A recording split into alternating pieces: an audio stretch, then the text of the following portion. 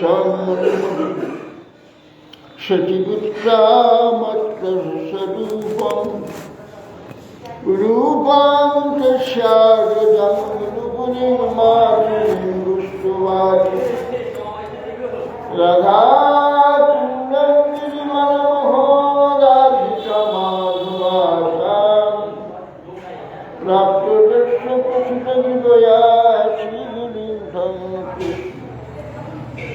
वैराग्ययुगभुक्तिरसं प्रयत्नैर्निरुपाय मामनभीष्मन्धं कृपाम्बुधीर्यः परदुःखधीः सनातनं दन्त्यमाश्रयामि आददानं स्थिरानन्दं गणजातिपुनः श्रीमद्रूपपदाम्बुजो दुलीक्षेण जन्म जन्म वंशाकल्पतरुभ्यश्च कृपासिन्धुभ्येव च पतितानां पावनेभ्यो वैष्णवेभ्यो नमो महावदन्नाय कृष्णप्रेमप्रदायते कृष्णाय कृष्णचैतन्यनाम्ने गौरतिसे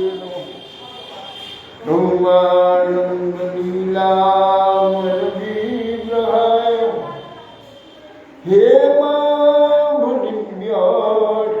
हेमाभुदिव्याक्षविसुन्दराय तस्मै महाप्रेमरसप्रदाय चैतन्यचन्द्राय नमो नमः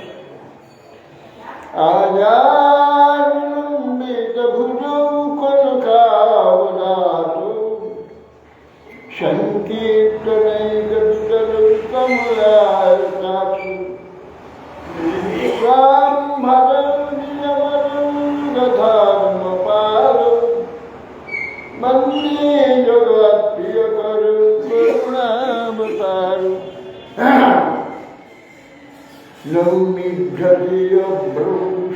नौमिघ्यदेयभ्रंशितुलिदम्बराय कुञ्जावतंसपरिवीक्षलसन्मुखाय विन्यासदे कमलविप्लुविशावेणु लक्ष्माश्रीमृदुपदे पुष्पङ्गजाय श्यामं हिरण्यपुरीं वनमल्लमरः धातु प्रवालनृपेशमुद्रांश विन्यास्तभस्तनिकरेणुधुनानन्दन्ति कर्णपलालकपोलमुखाब्जहास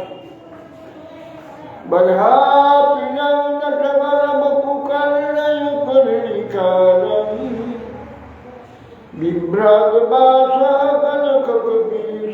बिभ्रद्भासकनककपीशाङ्गुलिजयन्तीं समानम् रन्ध्रामेणुरथविशुभया पुनयन्गोपुरीं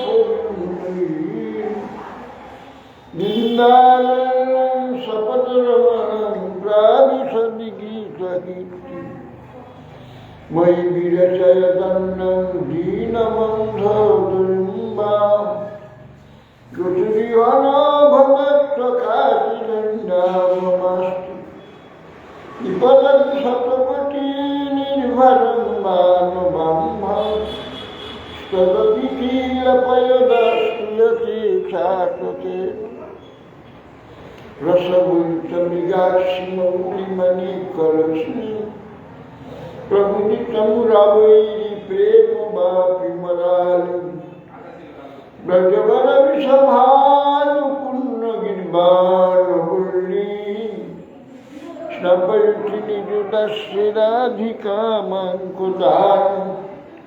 तमादिदेवं कुर्नन्दानं तमलवनं सुहृदावतारम् अपार संसार समुद्रसेतुं भजामहे भागवत स्वरूपम् यं प्रभुजन्तमनुपेतमपि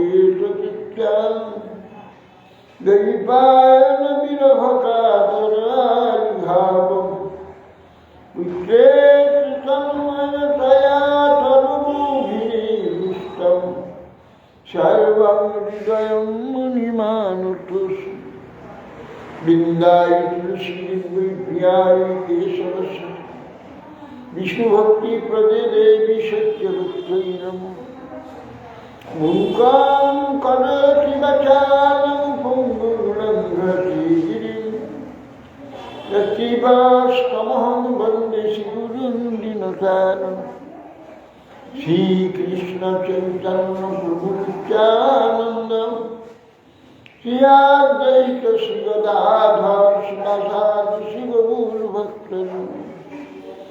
হরে কৃষ্ণ কৃষ্ণ কৃষ্ণ হরে হরে, হরে রাম রাম রাম হরে।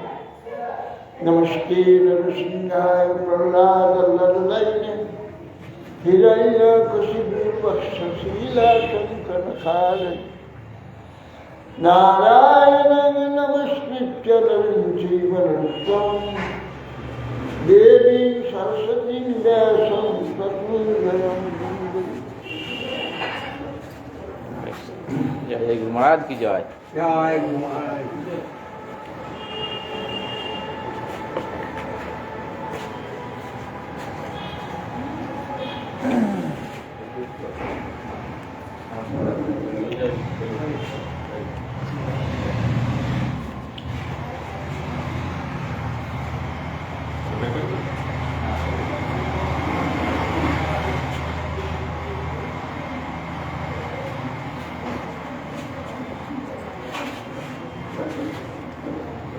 ছবি তুলে রেখে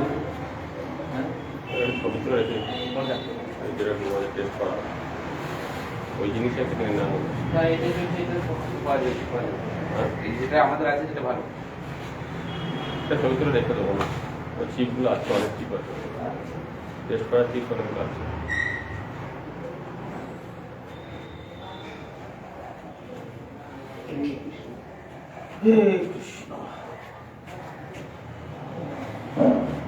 জয় জয় শ্রী চৈতন্য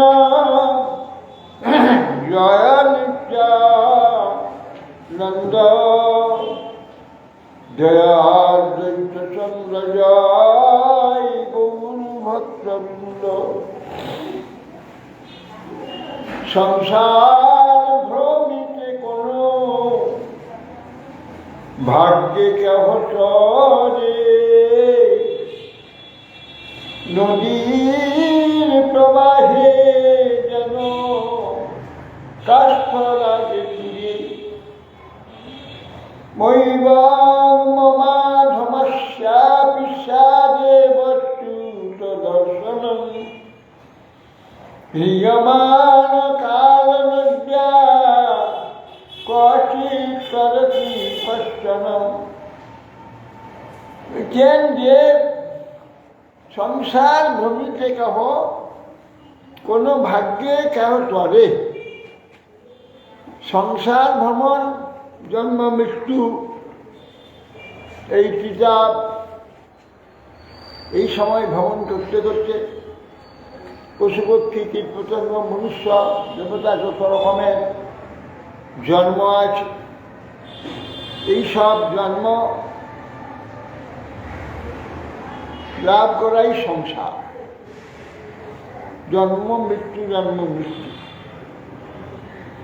ভ্রমণ করতে করতে কোনো ভাগ্য কি স্বীকৃতি অজ্ঞাত সারে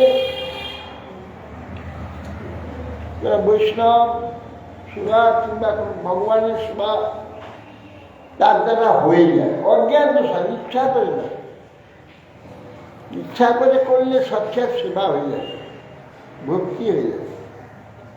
ইচ্ছা করেনি, শ্রদ্ধা নাই, কিন্তু তার চেষ্টা কোনো রকমভাবে ভগবানের সেবা, শুদ্ধ ভক্তের সেবা হয়ে গেছে। এইরকম অনেক জন্ম হয়ে গেছে, অনেক জন্মে এইরকম ভাগ্যবান তার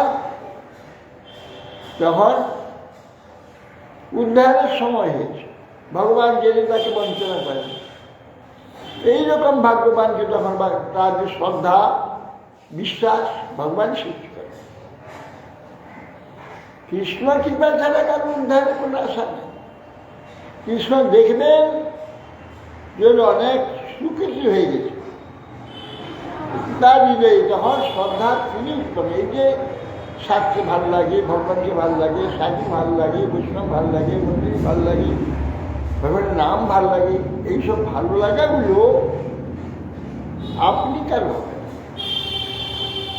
ওই ভগবান হৃদয় থেকে তাকে ভালো লাগাবে। তখন তার সাধুদের দেখলে ভালো লাগবে, সাধু নিকটে যেতে ইচ্ছা। নাহলে দুনিয়ার কোনো বিষয় লোক সাধু কাছে মোটে আসবে না। সাধু কাছে গেলে গা জ্বালা করে, ভালো লাগবে না। যাদের কিছু স্বীকৃতি জমিয়ে আছে তাদের ভালো লাগে সাধু। সাধু শ্রদ্ধা করবে, সাধুকে ডাকবে, সাধু সেবা করবে, এসব বহু ভাগ্য। কোনো ভাগ্যে অর্থাৎ অজ্ঞান সাথে স্বীকৃতি হয়ে গেছে এইরকম দেখতে ভাল লাগে, সেই কোনো ভাগ্যে কে হতো। কিরকম নদীর প্রবাহের জন্য কাজটা লাগে, নদীতে জোয়ার ভাটা হয়, জোয়ারে কাঠ একটা ভেসে ভেসে যাচ্ছে, অনেক দূর চলে গেছে, ভাটা আরম্ভ হয়ে আসছে, ধানের দিকে চলে আসে, মাটিতে রয়ে গেছে, জল নেমে চলে গেছে। কাদা ছিল তরল, বসে গেছে, চেপে গেছে। পরের দিন আবার জোয়ারে উঠেছে, আবার কিছুটা ঠেলে দিয়ে গেছে, আবার জল নেমে গেছে, আবার বসে গেছে। তারপরে আস্তে আস্তে জোয়ার কমে গেছে, আর তাকে তুলে নি, জল গোড়ায় এসেছে, কিন্তু তাকে ভাসিয়ে নিতে পারেনি, সে বসে রয়েছে। তারপরে এখন 10-15 দিন তো এখন হবে না, তারপরে আবার জোয়ার আসবে অনেক দিন। এই তরল মাটিতে কাঠটা, ভারী কাঠটা বসে গেছে, মাটির ধরে শুকিয়ে গেছে, মাটিটাকে ধরে নিয়ে এরপরে আবার পরের কোঠায় জোয়ার আসবে, জোয়ার আসবে, তাকে ডুবাবে, আর ভাসবে না, ডুবিয়ে তাকে ভাসাতে পারবে না, সে আটকে যাবে। এইভাবে কাঠ যেমন স্থির রয়ে যায়। এই সংসার ভাবিতে ভাবিতে পশু পক্ষী কীট পতঙ্গ মনুষ্যজন নিজে বারবার জন্ম হতে হতে কোনো ভাগ্যে এইরকম স্বীকৃতি হয়ে যায়, তীর পেয়ে যায়। এই সংসারের তীর কি, যে তীরে এসে আটকে যাবে, সে তীর তাকে ধরে রাখবে। এই সংসারে একমাত্র সাধু সঙ্গ হচ্ছে তীর, সাধু বৈষ্ণবের সঙ্গ তীর। সেখানে যদি সে থেকে যায় তাহলে সে সাধু মুখে শুনবে, আবার বাইরে ঢেউটা এসে লাগবে। দেখে তো কাঠটা মাটিতে লেগে গেছে, তারপরে জলটা গাড়ির কাছে একটু উঠেছে, ঢেউয়ে এসে মাটি আরো বেশি পলিয়ে জমছে, পলি জমে তাকে আর শক্ত। ওইদিকে সংসারে ঢেউটা দেখছে, সাধু শুনে শুনছে, শুনে তখন তার যে নিঃশ্বাসটা প্রত্যক্ষ হচ্ছে, দৃঢ় হয়ে যাচ্ছে, তখন তাকে আর সংসার টেনে দিতে পারে না। সে ভজন করে ভগবানের আরাধনা করে ভজন। সাধুর কৃপা হলো পলি, পলিটাকে সাধু কৃপার সঙ্গে তুলনা করা যাবে। সাধু কৃপা পলিটাকে চেপে রেখে তাকে ডেকে দিচ্ছে না, সাধুর ধরে রেখে। হ্যাঁ, সাধু কৃপা, সাধুর যে কৃপা, সেটাই সাধু কৃপা, সাধু সঙ্গ, সাধুর কাছে সাধু শ্রদ্ধা হয়েছে, সাধুর কাছে যে আসে সেই সাধু ধরেছি। আর সংসারে ঢেউ লাগছে, সংসারে যে যে ঘটনাগুলো দেখছে সেগুলো আরো জমাচ্ছে, তাকে আরো শক্ত করছে। বিল্লামগঞ্জে মৈব মামা ধরস্য আপিসার না অক্ষুল বলছিল, অচ্যুত দর্শন বলছেন যে আমি অত্যন্ত অধম হলেও, আমার সাধন ভোজন নাই বলে আমি একটু অধম বটে, কৃষ্ণ দর্শন তাতে পাবো না, হতে পারে না। বলছেন যাচ্ছে কৃষ্ণ কাছে, কংস পাঠিয়েছে, ওই রাস্তায় মনে মনে যাচ্ছে, আমি অধম হইলেও অধম বটে তো বটে, কেন কংসের অসুরের সঙ্গ করে। কিন্তু কৃষ্ণ দর্শন আমার হতে পারে না, হতে পারে। আর নিতান্ত অধম হলেও কাল নদীর স্রোতে পড়ে কেউ কেউ চিনে আদিন নেয়, হঠাৎ ধারে লেগে যায়, উত্তীর্ণ হয়ে যায়। অতএব সেই জন্য হৃদয়মান কাল নদিয়া, এই কাল সমুদ্র, কাল নদী প্রবাহে আমরা পড়েছি, ভাসছি, কখন উদ্যানে কখন ভাটায়, এইভাবে চলছি। কিন্তু কোনো সময় উদ্যান হয়ে যাবে। কোন ভাগ্যে কাল সংসার ক্ষয়ন ভাই, সাধু সঙ্গে তরে কৃষ্ণে রতি উপজয়। বাবা বর্গ ভগত যদা ভবে জনস্বতারি অচ্যুত সৎসমাগম। সৎসঙ্গম জাহি তদেব সদগত, পদাবলে সে তুই যায়তে রতি।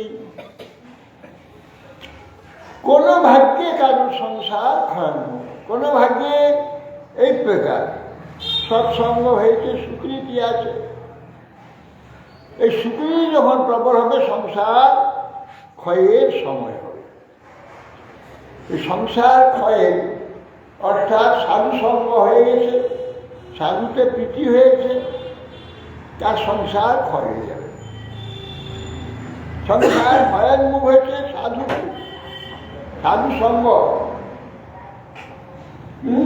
ক্ষয়ের মুখ। সাধু সঙ্গ করছে, সাধুতে ভাগ লাগছে, বুঝতে হবে তার সংসার ক্ষয়ের মুখ।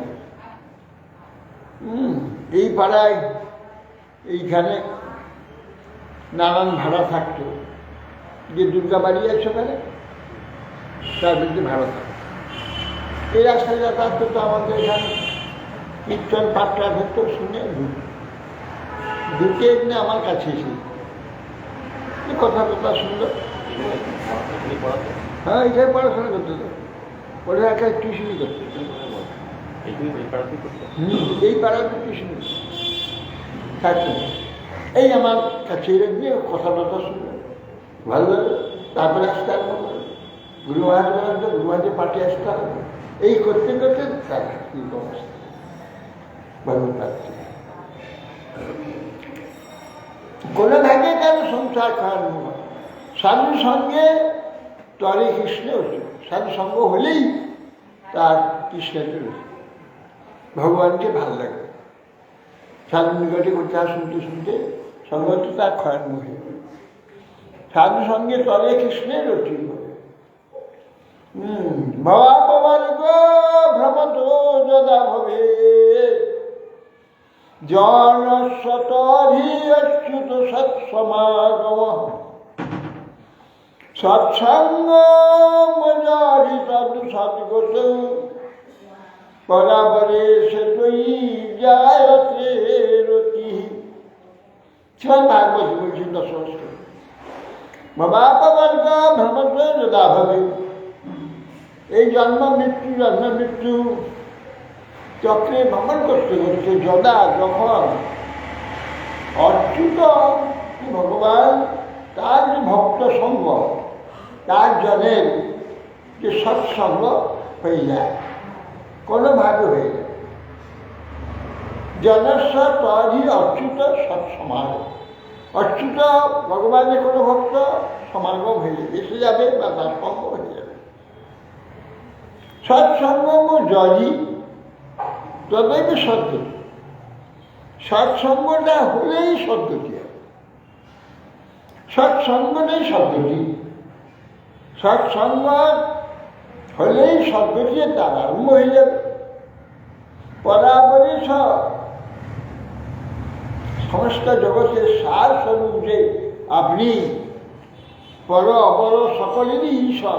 পরাবরে শ্রেষ্ঠ নিকৃষ্ট সকলেই ঈশ্বর, দেবতা গন্ধর্ব যক্ষরক্ষ মনুষ্য ভগবান এইসব সকলেই ভগবত অবতারেও আপনি ঈশ্বর, ঈশ্বরের ইচ্ছা।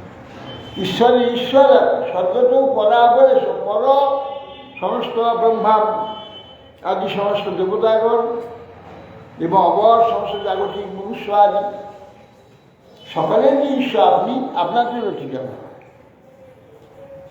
তৈরি জায়গাতে রতি। কৃষ্ণ যদি কৃপা করে কোন ভাগ্যবানে গুরুয়ন্তর যাবি রূপে শিখায় আপনে নৈব পর্যন্ত পচিতি কবরস্থ বেশ ব্রহ্মায়ণ সাপি কৃতবিধ যন্তর বহিষ্পনুভৃতা অশুভং বিধুন্নং নাচার্য চৈত্য বপুষা স্বগতি বেনাক্তি। কৃষ্ণ যদি কৃপা করে কোনো ভাগ্যবানে গুরু অন্তর্যামীর শিখায় কোনো ভাগ্যবানী পর সাধুসঙ্গকারী স্বীকৃতি দিবা, সাধুসঙ্গকারী স্বীকৃতিমান কোনো যদি ভাগ্যবান তাকে ভগবান কৃপা করে। কিভাবে কেন গুরু অন্তর্যামীর শিখায়, অন্তর্যামী সত্যেন্দ্রিয় তাকে ভালো লাগাবে, তার ইচ্ছা মনে মধ্যে একবার যাই, ওখানে যাই ওরা কী করে কী বলে শুনি, ওখানে মন্দির আছে যাই ভগবানকে দর্শন করি, এইরকম মূর্তি হবে। তাহলে এই দিকে তো হাজার হাজার লোক প্রতিদিন যাতায়াত করছে, কে ঢুকে? সেই লোকটা ঢুকে যার প্রতি ভগবান কৃপা। কে ঢুকবে? সব ঢুকবে না, পুরুষ স্ত্রী কত যাতায়াত করে। অনেকে বলে বহুদিন তো এই দিনকে যাতায়াত করে, কোনোদিন তো আমরা আসি না, জানি না করে দিয়েছে। অতএব সেই জন্যে গুরু অন্তর্যামীকে শিখায় আপনি নৈব উপযন্তি পচিতি, কখনো কেউ আপনার কাছে আসবে না, আপনাকে জানতে পারবে না। এই সব কবিগণ তারা নৈব পচতি পচিতি কবাস্তবে সব ব্রহ্মায় সবই দোষ। আপনি যে অন্তর্বহির প্রভুহিলা অশুভঙ্গ না, সমস্ত শরীরধারী ব্যক্তিদের অন্তর্যামী রূপে বাইরে বাইরে সাধু রূপে গুরু রূপে, আর বপুষা আপনার এই শরীরে আপনি নিজ মুখে উপদেশ আদির দ্বারা গীতা ভাগবত আদি থেকে সব উপদেশ দিয়েছে। বপুষা অন্তর বহির স্তনুভৃতা অশুভ আচার্য চৈত্য বপুষা, আপনি আচার্য রূপে চৈত্যগুরু রূপে স্বয়ং নিজে উপদেশ দিই, যে প্রকার সেই শরীরধারী ব্যক্তিকে কৃপা করেন করে নিজের মহিমা তার তত্ত্ব এবং লীলা আদি সব প্রকাশ করেন তার হৃদয়ে।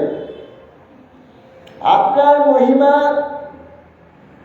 আপনার কৃপা অনুভব করে কৃতজ্ঞতা আপনার যে প্রকাশ করার যদি চেষ্টা করে, সে ব্রহ্মাণ্ডায় আবির্ভাব করেও যদি যত্ন করে, তথাপি সে আপনার প্রতি কৃপা, আপনার প্রতি যে কৃতজ্ঞতা জানাতে পারবে না, পারবে না।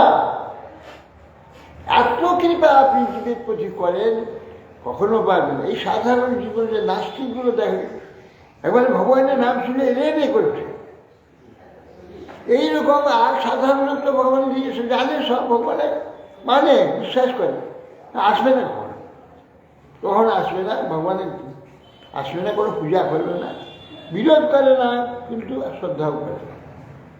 এরকম তো কোটি কোটি লোক রয়েছে, বিরোধ করে না, মানে শ্রদ্ধা করে, চেষ্টা করে না, সেবা করে, এরকম করে।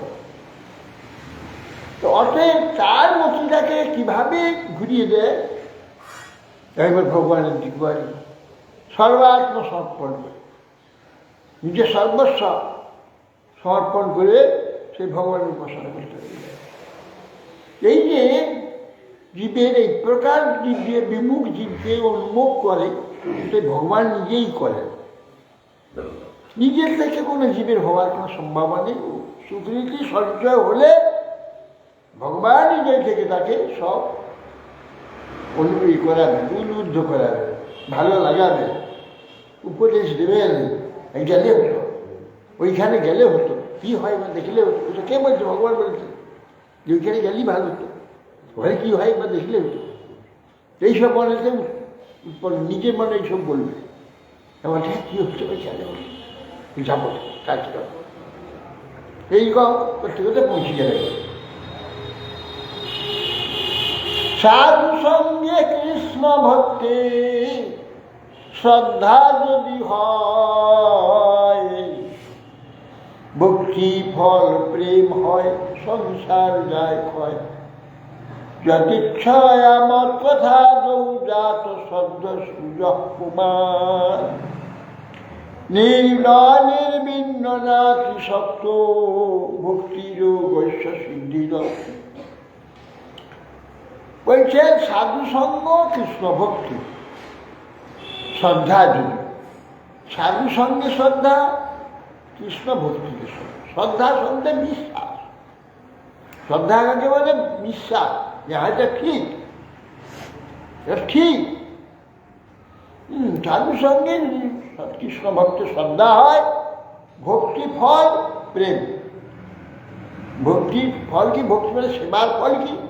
তখন সে ভগবানের সেবা করবে, ভগবানের কিছু সেবা করে, তার প্রণাম করবে, তাকে দর্শন করবে, তার পরিক্রমা করবে, তার কিছু প্রসাদ গ্রহণ করবে। এর দ্বারা কি হবে? ভক্তি ফল প্রেম বিষয়পুষ্টি হয়, তখন সংসার চলে যায়, সংসার দায়ক। আমার কথা শ্রবণাদ জাত সদ্য সুযোগ, আমার কথা শ্রবণাদিতে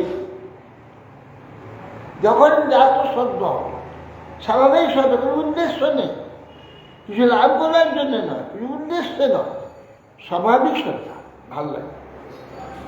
শ্রদ্ধা যদি হয় নির্বিন্ন নাতি সত্য, সে একেবারে তুচ্ছ ত্যাগী নয় এবং মহা আসক্ত নয়, ভক্তি জগৎ সিদ্ধ। এই জগতে একবারে তুচ্ছ ত্যাগী, এবারে কার বিশ্রাম ত্যাগী। এই জগতে একবারে কষ্ট ত্যাগ করবে না, আবার প্রচুর ভোগ করবে মাঝে মাঝে, যতটুকু দরকার ততটুকু। না কি সত্য ন নির্বিন্ন, অত্যন্ত আসক্ত নয়, একবারে বৈরাগ্য নয়। ভক্তিযোগ সিদ্ধ, ওরই ভক্তিযোগ সিদ্ধ হবে।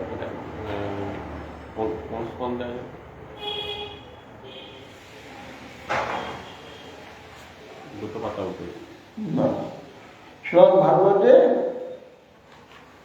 Double system.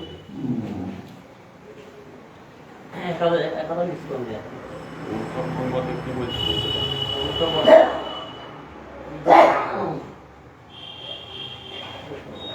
ডবল বেরিয়ে গেল। ওই জন্য সিদ্ধি নষ্ট হয়ে যায়, একটু পাতলা।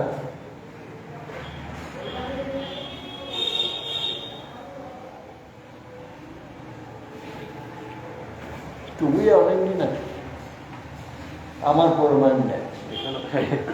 এখানে ডবল গেছে, ডবল লাগে।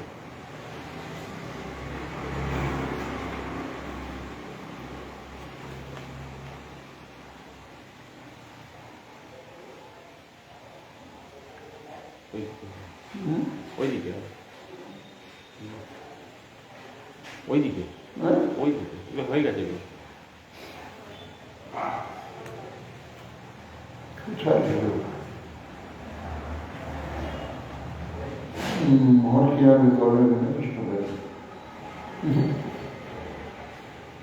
এইটা যদিচ্ছা মত কথা সজাত দ্বাদশ করবে, দ্বাদশ খণ্ড 20 অধ্যায় আছে।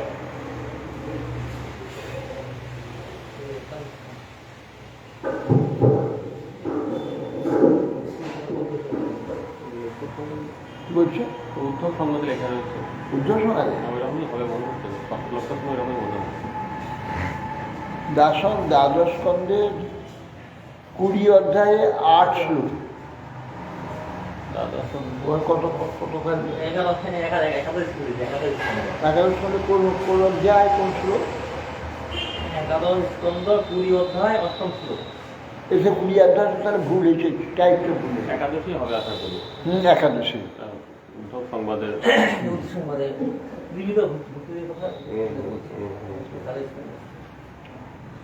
একাদশে দ্বাদশ লিখে দিবি। মহাকৃপা বিনা কোন কর্মে ভক্তি নয়, কৃষ্ণ প্রাপ্তি দূরে রহু, সংসার না যায় না হয়, সংসার না হয় ক্ষয়, সংসার না যায় ক্ষয়। সংসার মনে প্রায় আছে এখানে না যায় ক্ষয়। মহাকৃপা বিনা কোনো কর্মে ভক্তি নয়, এইটি একটি মস্ত একটি বিষয়। মহাকৃপা না হলে কোনো কার্যতে ভক্তি হবে না।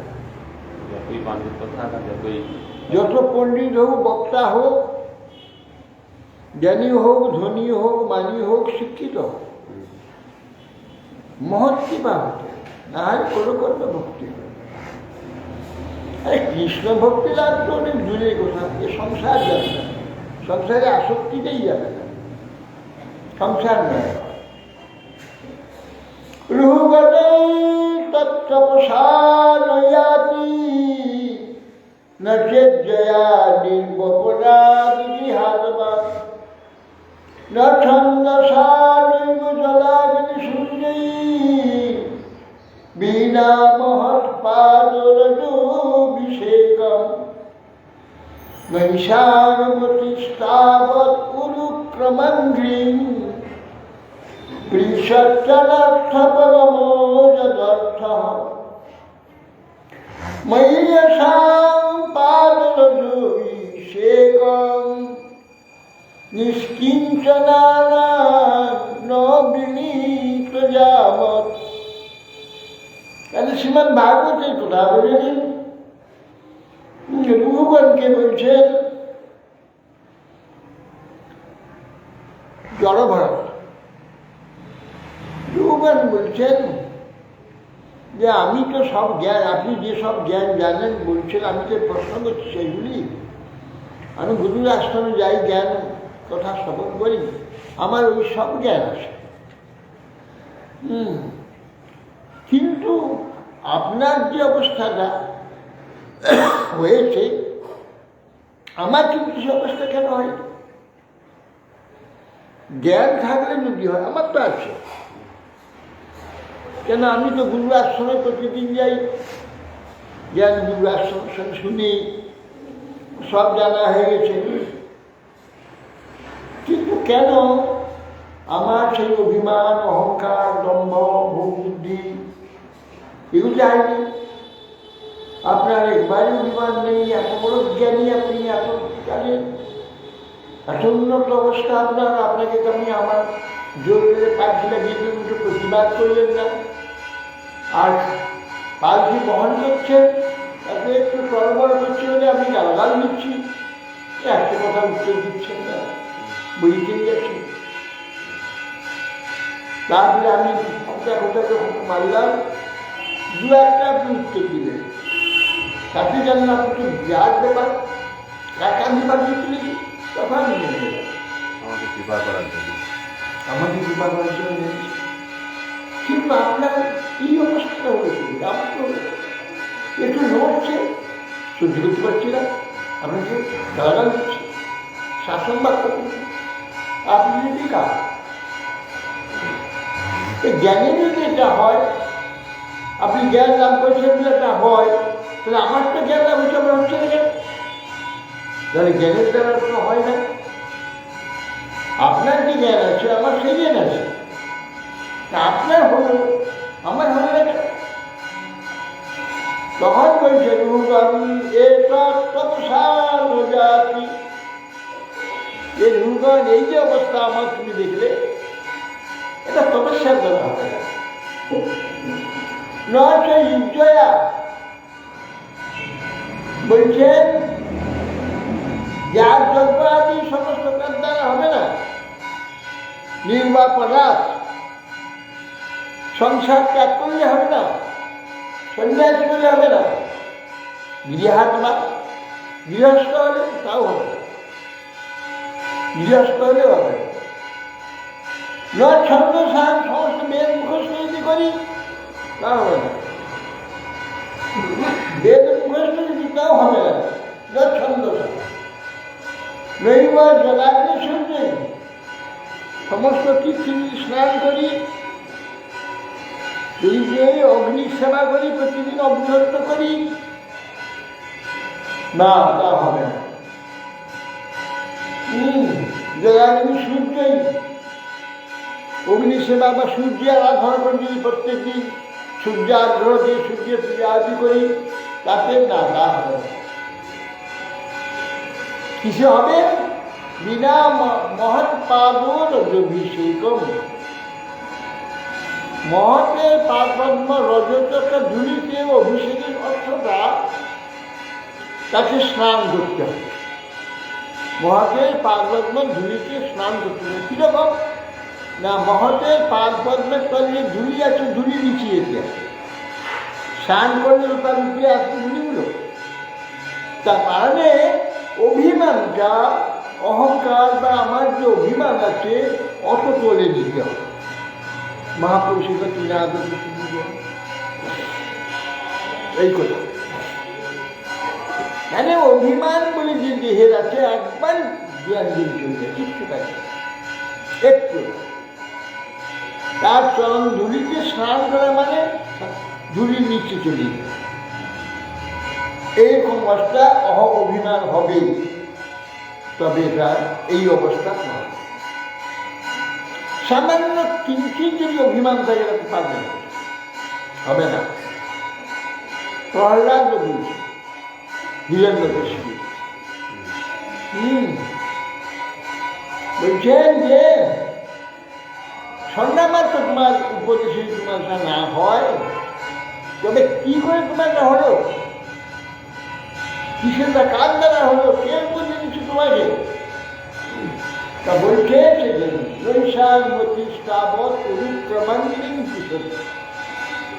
ততদিন পর্যন্ত আমাদের এই গতিটা উরুক্রম যে ভগবান, বিপ্লবক্রম যে ভগবান, তার চরণ স্পর্শ করবে না। যার পাউডিটা কত বড় না, পৃথিবীতে এক পা, সত্তরকে এক পা, মাঝখানে 7টা লোক লেগেছে, এত বড় পা, এত বড় পায়ের ক্রম, এই জন্য তার নাম উরুক্রম, বিশাল অত বড় পায়ের কাজ। এই যে মতিটা, এই যে বিষয়ী অত্যন্ত, এই যে ব্রাহ্মণ ঘরে জন্ম হয়ে ব্রাহ্মণের পুত্র হয়ে একটা অসুরের চাকর হয়েছে, তার হুকুমটা মিল করছে, তাকে মাইনা পাবে, অর্থ পাবে, সম্মান পাবে, এরকমই এ সার নয়, এ সার এই যে সন্ন্যামার্কের নেয়, এ সার মতি তাবৎ ততদিন পর্যন্ত অনুক্রম যে ভগবান, যার পাদ পদ্ম, যে এত বড় ক্রম যে ভগবান, তার চরণকে স্পর্শ করবে না। স্পর্শ করলে কি হয়? ঈশ্বর অনর্থ অপগম যদর্থ। কোনোদিন সেই অনুক্রমে ভগবানের পাদ পদ্মকে যদি এদের মতো স্পর্শ করে, তাহলে তার ফল কি হবে না? অনর্থ অপগম।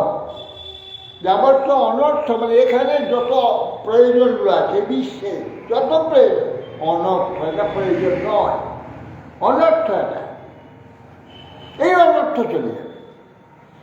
জগৎ বিষয়ে যে আসক্তি আছে, প্রীতি আছে, ভালো লাগা আছে, আর চলে যাবে। অনর্থ অপগম যদ অর্থ, অনর্থটা চলে যাওয়াই যে একটা প্রয়োজন, ঠিক আছে। অনর্থ অপগম যদর্থ, অপনিন্দিত ভাবে নিন্দিত অপগম মানে ঘৃণা ভাবতে, ঘৃণা অপগম, ঘৃণা ভাবতে যদর্থ যা প্রয়োজন যেটা প্রাপ্য। কি করলে হবে? মহিষাং পাদরজ অভিষেকম, মহৎ ব্যক্তির পাদপদ্মরজকে তার কাছে সম্পূর্ণ নিজের যে অহংকার স্পদ যত কিছু আছে, তার যোগ্যতা, জন্ম ঐশ্বর্য সুত শ্রীভি, এসব সব চলে যাবে।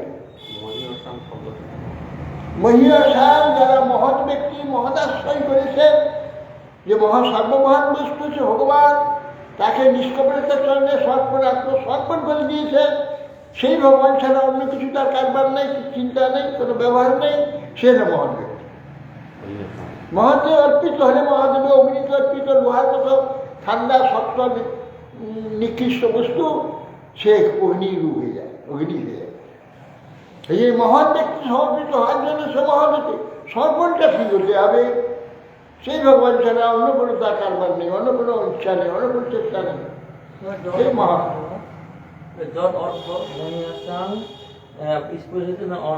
অনর্থ যদ অর্থ বললাম তো আগে, যাবতীয় অনর্থ যে জগৎ, জগতের যা কিছু সব সমৃদ্ধি, ধন সম্পদ, ঐশ্বর্য, জন্ম, পাণ্ডিত্য, সুন্দর স্বাস্থ্য, যত রকমের এখানে প্রয়োজন আছে, এগুলোর প্রতি যে মোহ রয়েছে, এটা চলে যায়, যেটা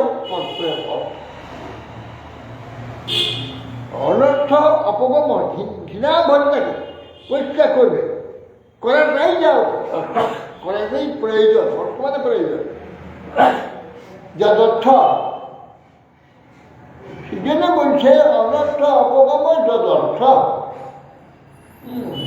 মহিষাং মহান ব্যক্তি, সর্বমহান ব্যক্তি, শ্রেষ্ঠ ব্যক্তিকে ভগবান, তার যে মহৎ কেউ নেই, সেই মহৎ ব্যক্তিটি যে নিজেকে অর্পণ করে, মহৎ পাদপদ্মে নিজেকে সমর্পণ করে দিয়েছে।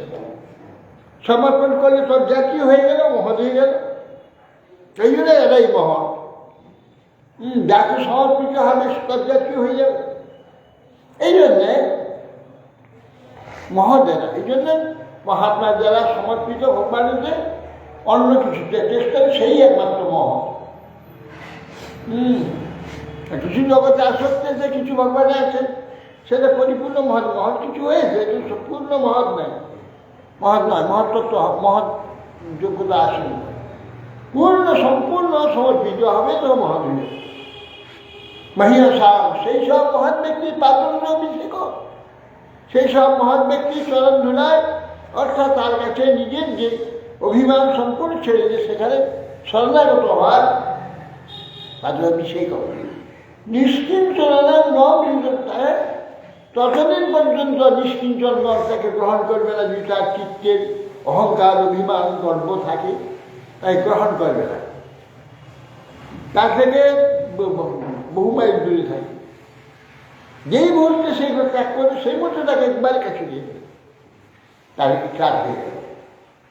তখন নিষ্কিঞ্চন ব্যক্তি তাকে গ্রহণ করবেন, যতক্ষণ তার অভিমান আছে, তার দম্ভ আছে, অন্য চেষ্টা সব ত্যাগ গ্রহণ করেন। নিষ্কিঞ্চন না গ্রহণ করলে তার কিছু নিষ্কিঞ্চনতা আসবে না, বা সে যোগ্য হবে না, ভগবানকে লাভ করা, ভগবদ্ভক্তি লাভ করার যোগ্য হবে না। সাধুসঙ্গ সর্বশাস্ত্রে কয়, লবমাত্র সাধু সঙ্গে সর্বসিদ্ধি হয়, তুলয়া বলবে নাপি নশালিগম না পুনর্ভবম, ভগবৎ সঙ্গী সঙ্গস্যামর্ত্যানং কিমুতাসু সব। সাধুসঙ্গ সকলেই বলে, সেটা কিরকম না সর্বশাস্ত্রে বলে, সর্বশাস্ত্র সাধুসঙ্গের কথা বলে। সৎসঙ্গ লভতে কুম্ভী সুখীতে পূর্ব সঙ্গীতে সেটা সৎসঙ্গ লভতে, তার আগে কি দেখবো যে সৎসঙ্গ লভতে কুম্ভী, পুরুষগণ সৎসঙ্গ তখনই লাভ করে সুখীতে পূর্ব সঙ্গীতে। কোথায় প্রসঙ্গে ওটা নয়। হ্যাঁ ওটা নয়। ওটা নয়।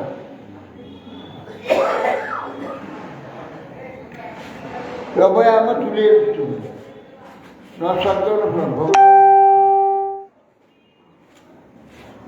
তুলে আমার রবে না পি না স্বর্গ না পুনর্ভব। সাধুসঙ্গ লব মাত্র, লব শব্দে অতি অত্যন্ত সময় 1 সেকেন্ডকে 11 ভাগ করে তার 1 ভাগ কিছু লোক, মানে সেটা ধরাই যাবে না, সেকেন্ডটাই ধরা যায় না।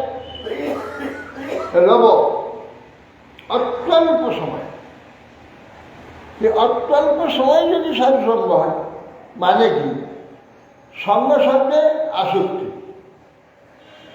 সাধুর কার্য সে যদি একবার মনে পড়ে যায়, সে কোনো সাধুর কোনো চরিত্র একটু যে আকর্ষণ হয়ে যায়, তার অবমান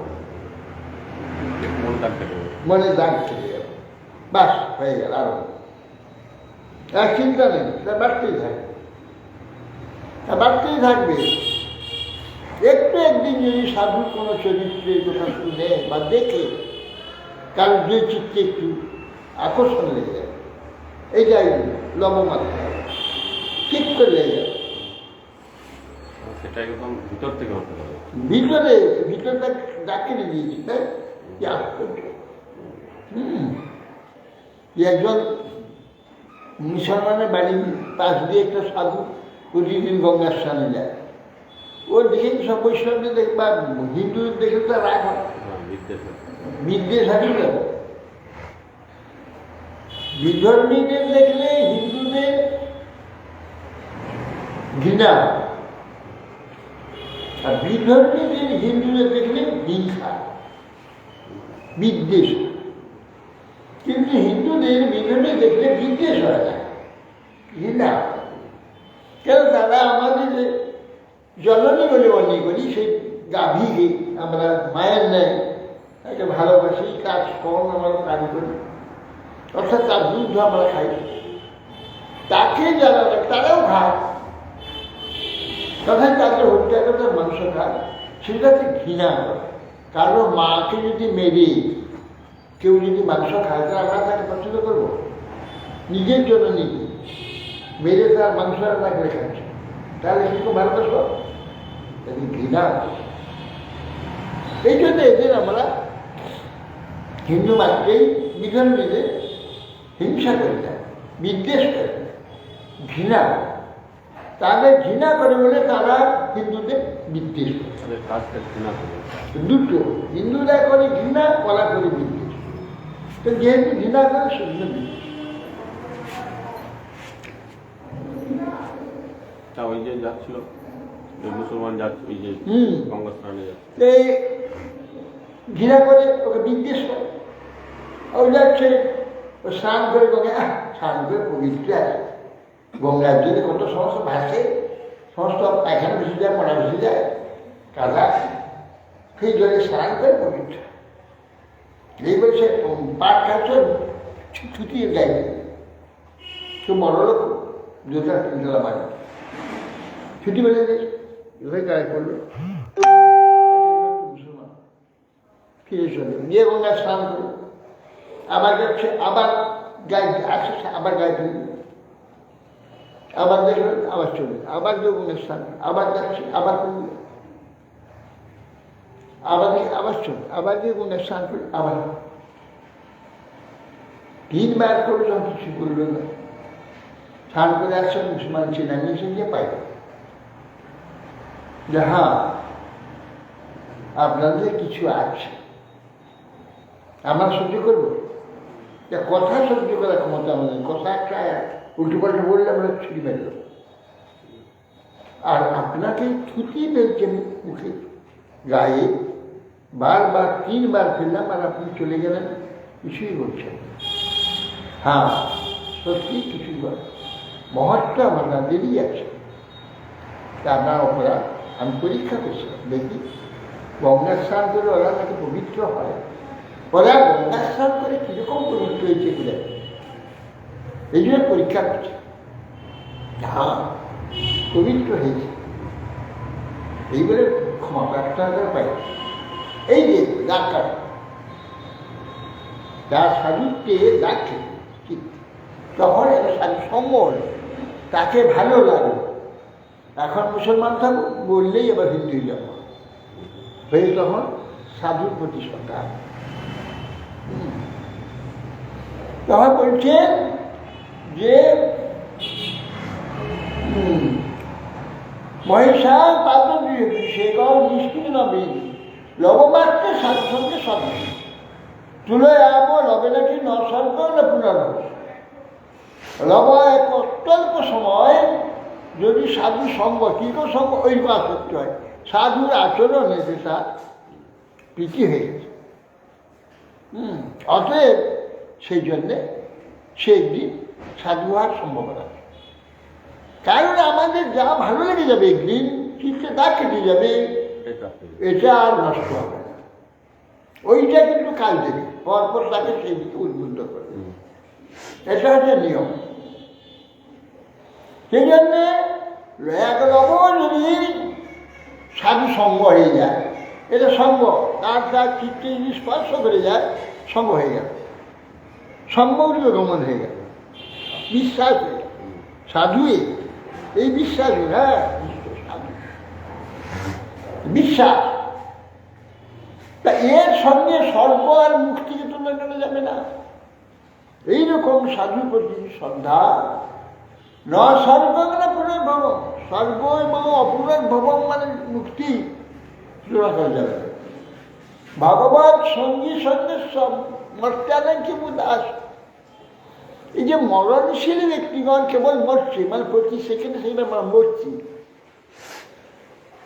আজ একদিন গেল, একদিন মরে গেলাম, কালকে একদিন আসবে, কালও মরে যাব। প্রত্যেক দিন মরছি, একদিন করে মরছি।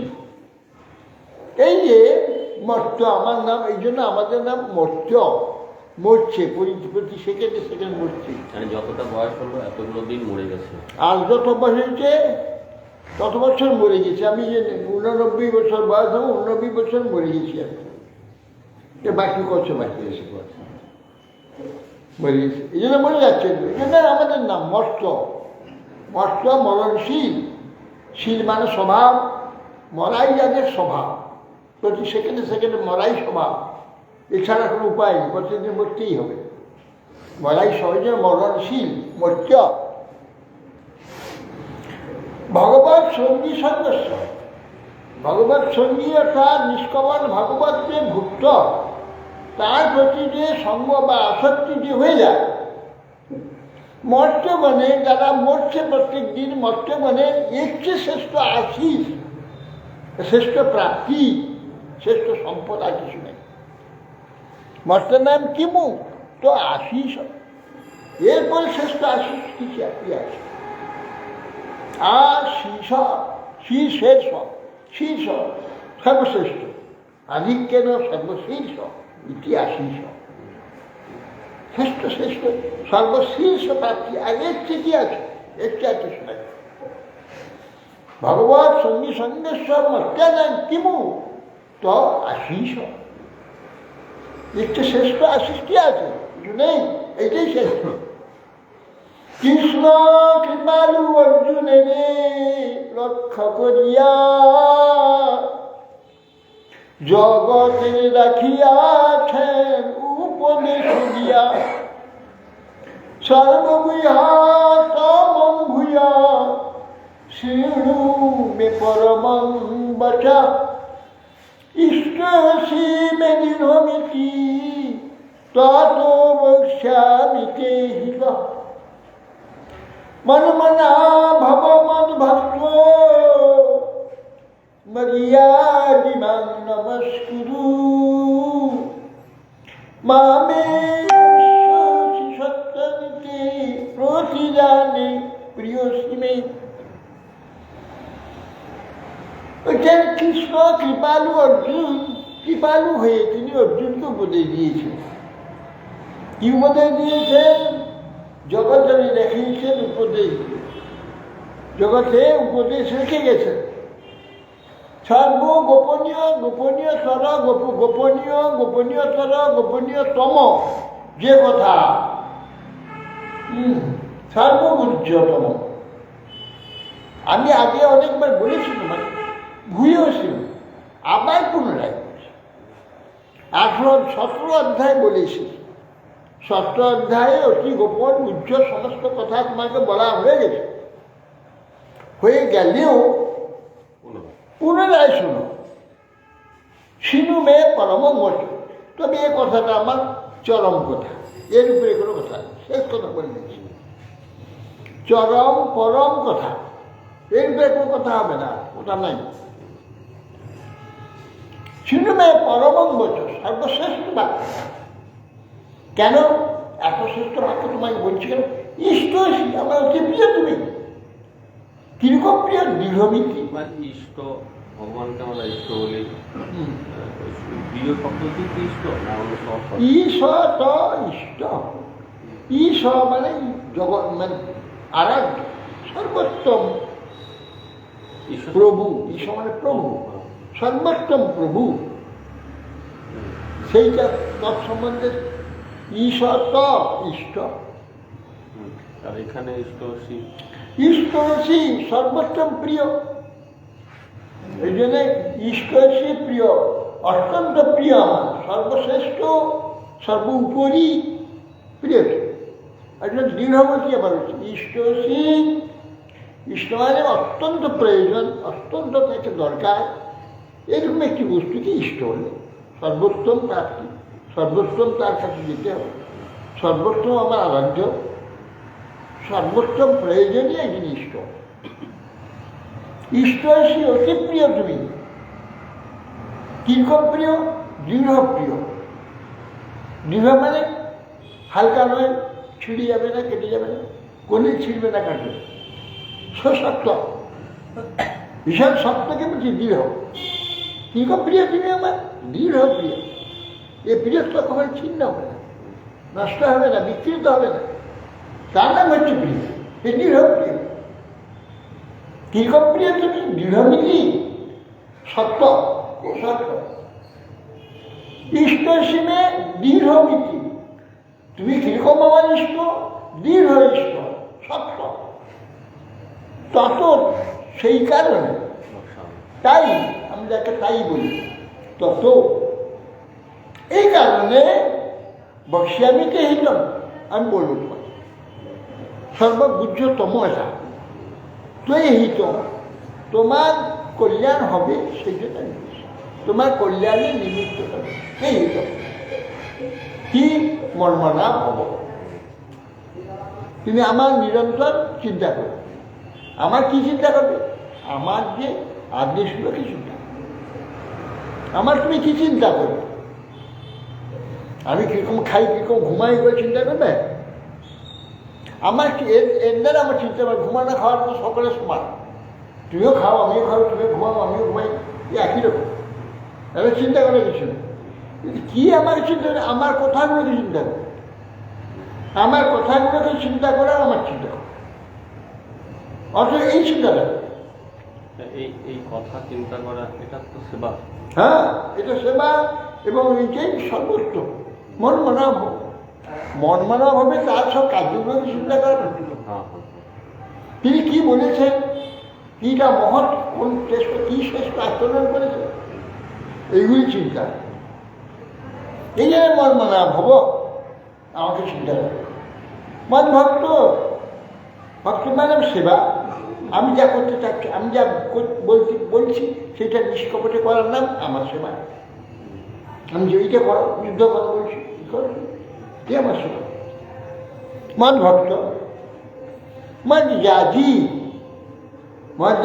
আমি যা চাই, আমার প্রীতির জন্য যা করবে, আমার যজন হবে, যাজন।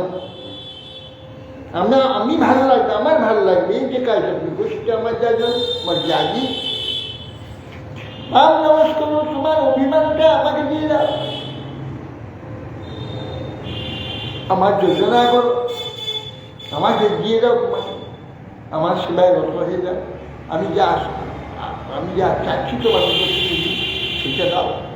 তাই মজ্জা আমি নমস্কার, তোমার সংস্থা আমাকে একবার সমর্পণ করো, আমার কথার বাইরে কোনো কিছু করবে, তাই আমার সমর্পণ হয়ে গেল। আমার কথা মতো চললে আমাকে দিয়ে দিলে তুমি, আর কথার বিরুদ্ধে হলে সে আলাদা হয়ে গেল, স্বতন্ত্র হয়ে গেল। তার কথা হলে চলছে বা তার সঙ্গেই চলছে, তার মতোই চলছে। এই জন্যে আমাকে নমস্কার করে। ম শব্দে অহংকার, অভিমান, সৎকার আমি নিষেধ করে দিলাম, যে তোমাকে আমি শরণাগত হলাম। এই নমস্কার, একেবারে নমস্কার। কেবল মাটিতে পড়ে মাথা ঠুকলে নমস্কার হয় না। সাষ্টাঙ্গে পড়ে গেলাম, পড়ে যেতে অসুবিধা কি আছে, এটা নমস্কার। নমস্কার ওই সঙ্গে মনটাও এইভাবে পড়ে যাবে, মনটাও এইভাবে পড়ে যেতে হবে, তবে নমস্কার। নমস্কার মামেব, আমাকেই তুমি এসছি, আমাকেই তুমি লাভ করো। এসছি, হ্যাঁ, তুমি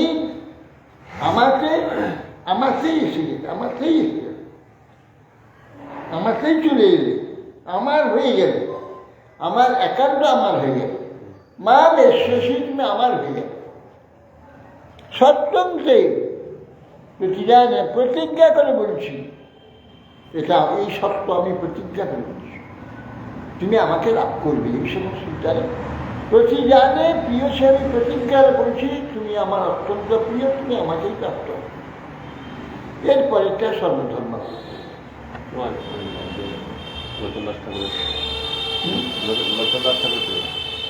ও আর বিষ্ণু দাস থেকে বুঝতে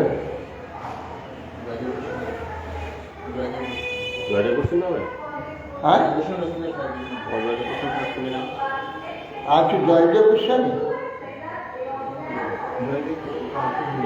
জানতাম না, আজ বটে।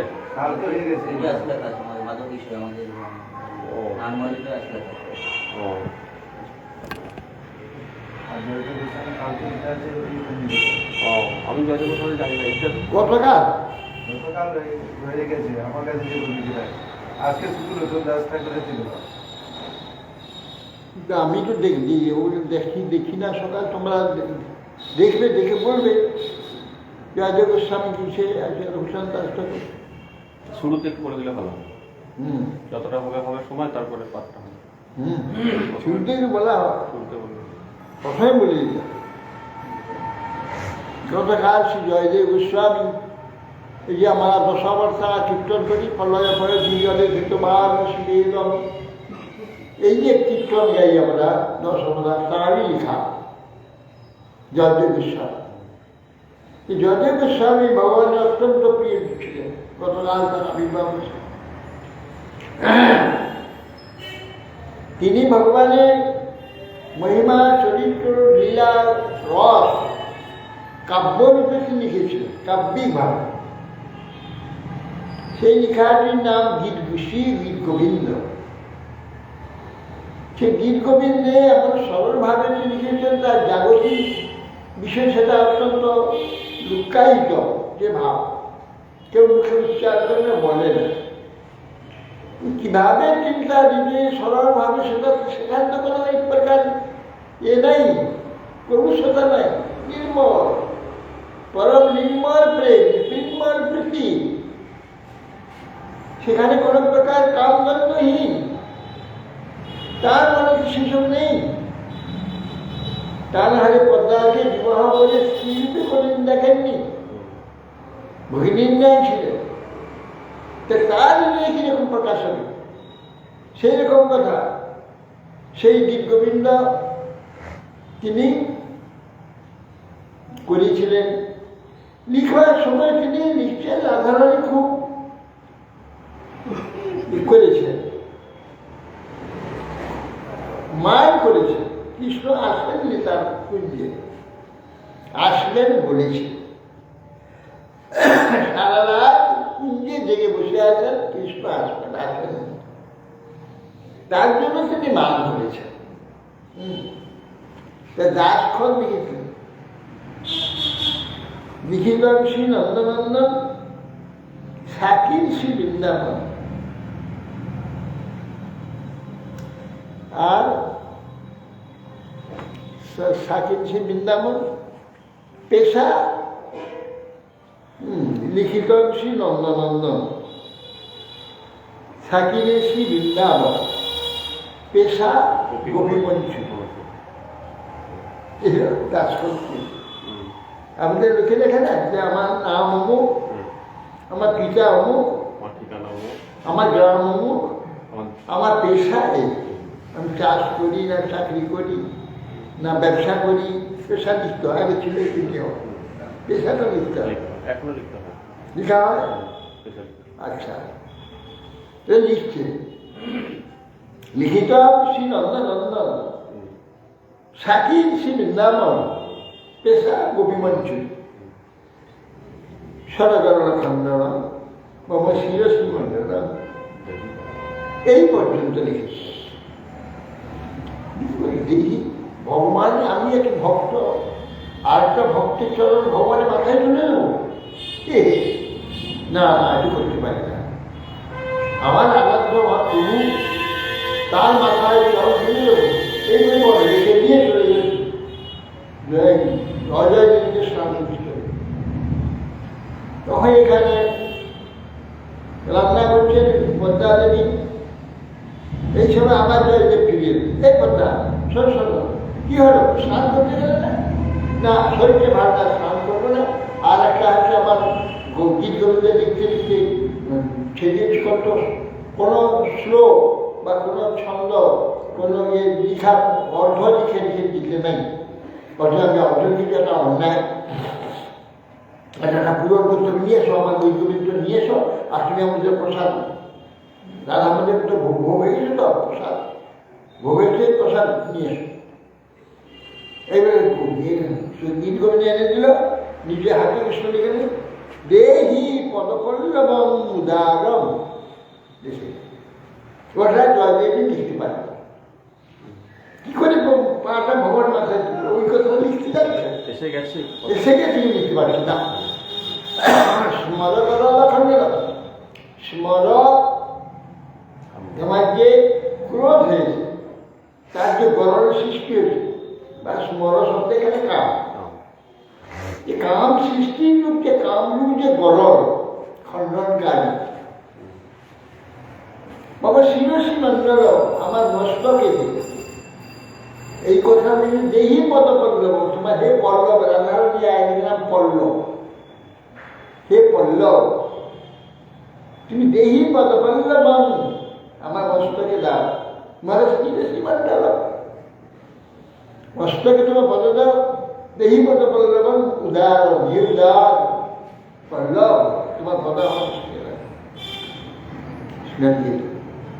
দিয়ে প্রসাদ খেয়ে চলে গেলেন। আর তখন স্নান করে জয়দেব আসে, এবারই বলতা কি ব্যাপার, একটু স্নান করে। ও কি বলা, স্নান করবে না, শরীর খারাপ, তুমি এলে এসে তোমার অসম্পূর্ণ ছিল পদ, সেটা সম্পূর্ণ করলে, খেলে খেয়ে তুমি চলে গেলে, আবার আবার তুমি স্নান করবে, কি ব্যাপার? তখন খাচ্ছিল, আরে ভগবান জয়দেবের প্রসাদ খাচ্ছিল, ভগবান প্রসাদ খেয়ে গেছেন, সেই পাতে বসে খাচ্ছিলেন। হ্যাঁ, তখন সে পদ্মা বসে গেছে, তারপরে তুমি শেখাও পদ্মা বসে গেছে কৃষ্ণ জয়দেব। তখন বলছি দেখি, তখন সেই বইটা দিয়েছে, দেহিব স্বর্ণ অক্ষরে গেলে ভগবান নিজে হাতে লিখা, দেহি পদ পল্লবম উদার। এইভাবে জয়দেব গোস্বামী ভগবানের কি প্রিয় রয়েছে। আর তার মহিমাকে জগন্নাথ থেকে লিখে পাঠিয়েছিল, তোমাকে দর্শন করতে দিয়েছিল, জয়দেব গোস্বামী লিখে পাঠিয়েছিল। জয়দেব ওইখানে জগন্নাথই ছিলেন, বর্তমান জয়দেব শেষ পর্যন্ত ওইখানেই ছিলেন। জগন্নাথের কত প্রিয়, জগন্নাথ অতি প্রিয়। গীত গোবিন্দ নিয়ে জগন্নাথের এখনো পাঠ দিয়েছে, রাজা গীত গোবিন্দ লিখেছে। দুজনে কিন্তু রাজা বলে আমারটা নিতে হবে, আমারটাই শ্রেষ্ঠ হবে, ওরটা শ্রেষ্ঠ হবে না। কেন? তাহলে আমি খাওয়া ছেড়ে দেবো না। তা বলছে না, তাহলে তর্ক লেগে গেলে তার জগন্নাথের চরণে রাখা হোক, জগন্নাথ যেটা গ্রহণ করে যাচ্ছে সেটি জগন্নাথের চরণে দুটি গীতগোবিন্দ রেখেছিল। তখন ভরে গিয়ে দেখেন জয়দেবী গীতগোবিন্দ জগন্নাথের বক্ষে লেগে দিয়েছে।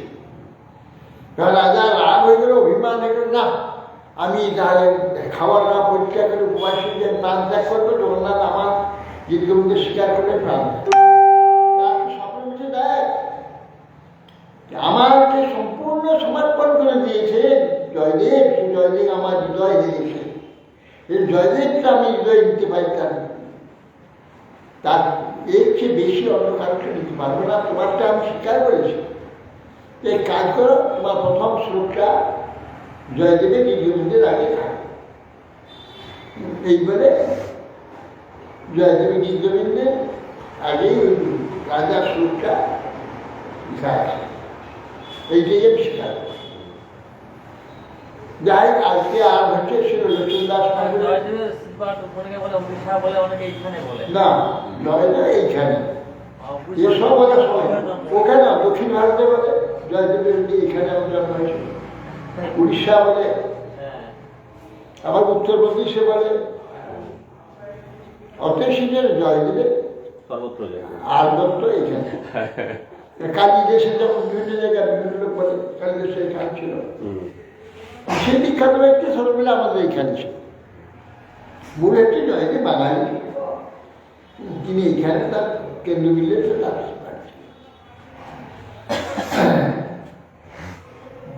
ভোজদেব হচ্ছে পিতা। সেই জয়দেব গোস্বামী আজ কালকে তিরোভাব করছে, আজকে ছিল সুদাস ঠাকুরের তিরোভাব। সুদাস ঠাকুর হচ্ছে তিনি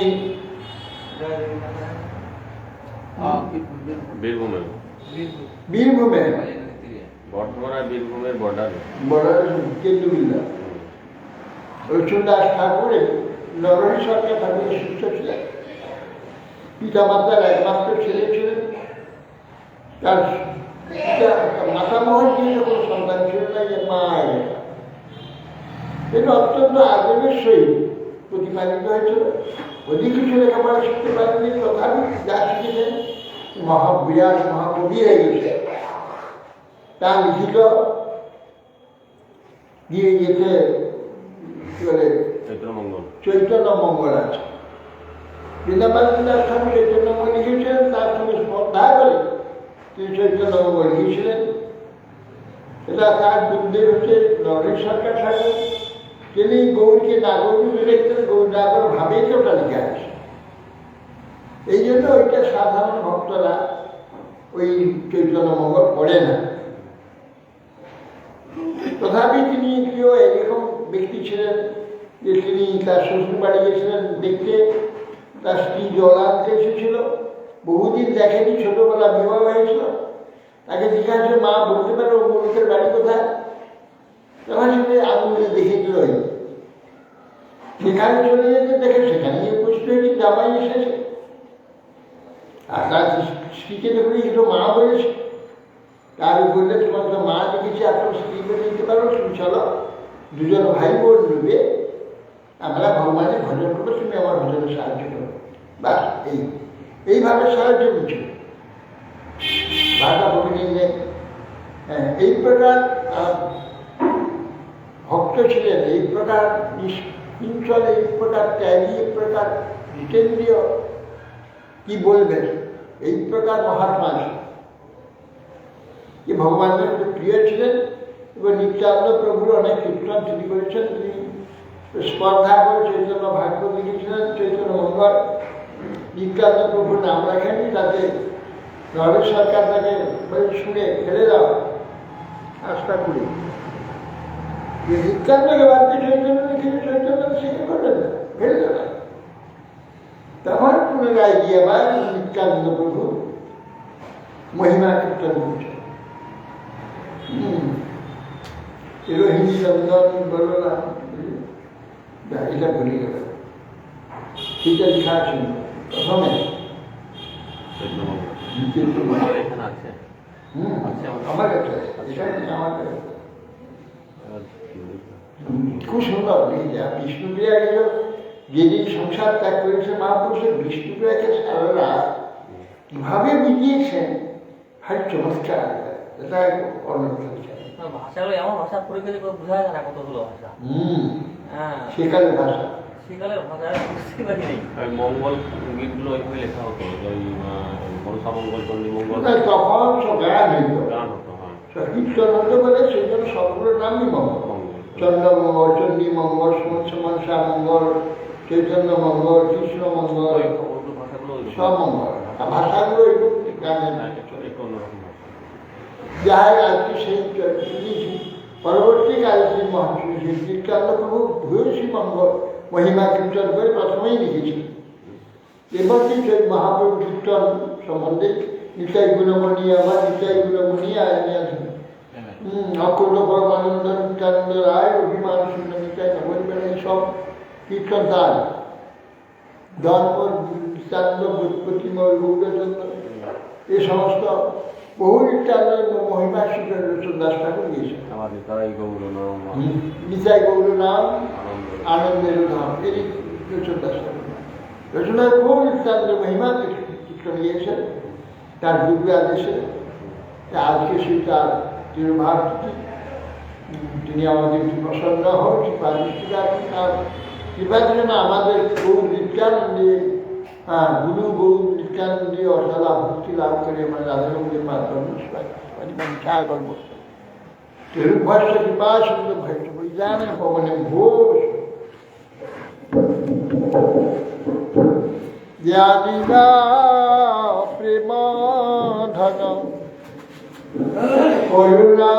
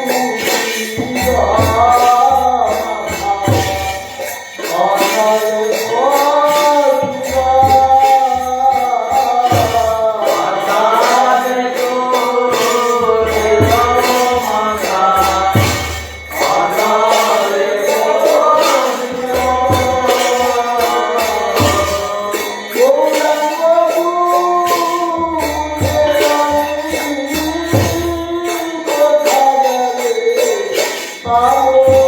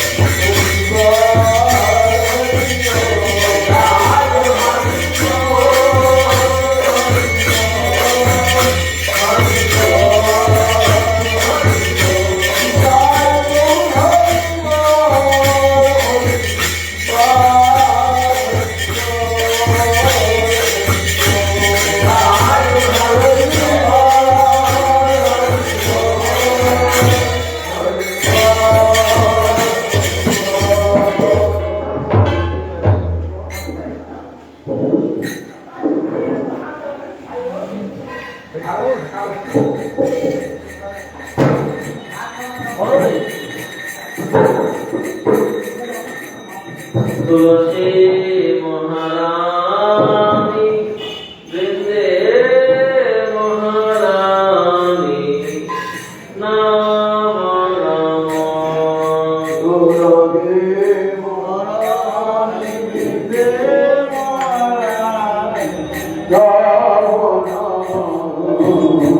নমরে নমরে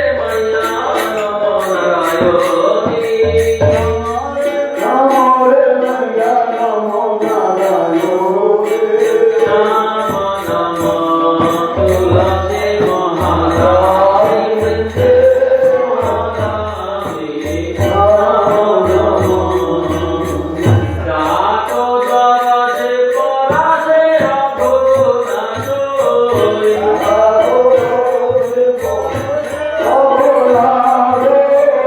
মহিমা বেদ পুরাণে বখানি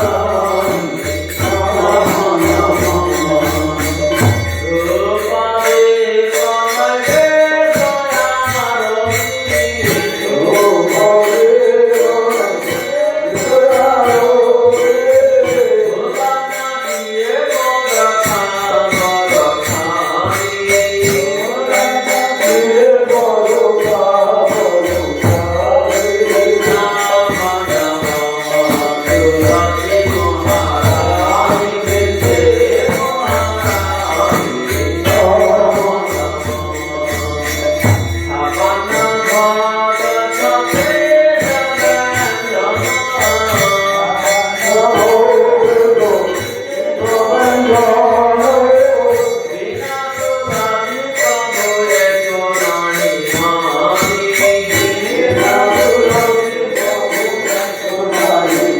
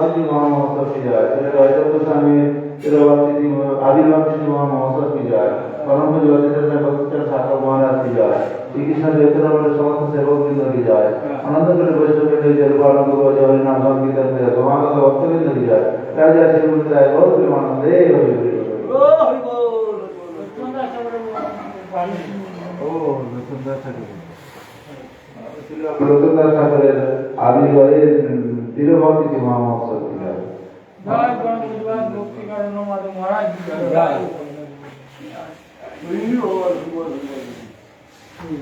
পঞ্জিকাগুলো এমন ডিমান্ডের কাছে না না ওই নারায়ণ মহারাজের মঠ থেকে যেটা বেরিয়েছে সেটা প্রত্যেকবারই ওই রিলিজ করা হয় আর একটু এদিক ওদিক করে যায়। না এই যে কালকে জয়দেব গোস্বামীর আবির্ভাব ছিল আমি যখন জয় দিলাম একাদশীতে যে মাঝে মাঝে একাদশীটা পালনটার ঘটনা হচ্ছে হ্যাঁ, ওইটাতে ওই রকম আছে দুটো ব্যবহার করা উচিত না মঠে একটাই হবে এই যে না হয় সেটা ঠিক আছে। যেগুলো চাই সেই হিসেবে নিয়েছে কিন্তু না সেটা না আমি যদি মঠে প্রত্যেকটা হ্যাঁ, একটা হলেই ভালো। মঠে একরকম থাকা উচিত সীমানের কাছে একরকম আছে আর আমার এই নারায়ণ মহারাজের মঠটা প্রত্যেক বাড়ি ওই একটু এদিক ওদিক করে। এবার দুজন দু রকম দেখে দু রকম পার নিজে করে দেয় যদি না আগের দিন যেভাবে আলোচনা হয় তখন আবার আমাদের মঠ যে আগে যে একাদশীটা উঠতে পারে মাইকে ঠিক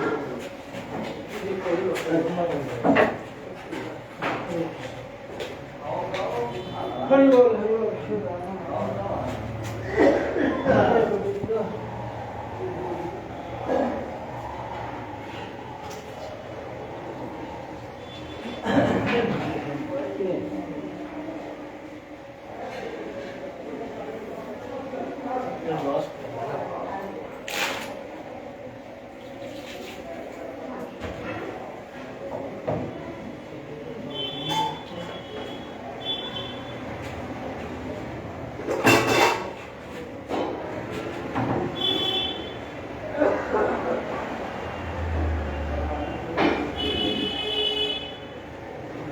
সাহারা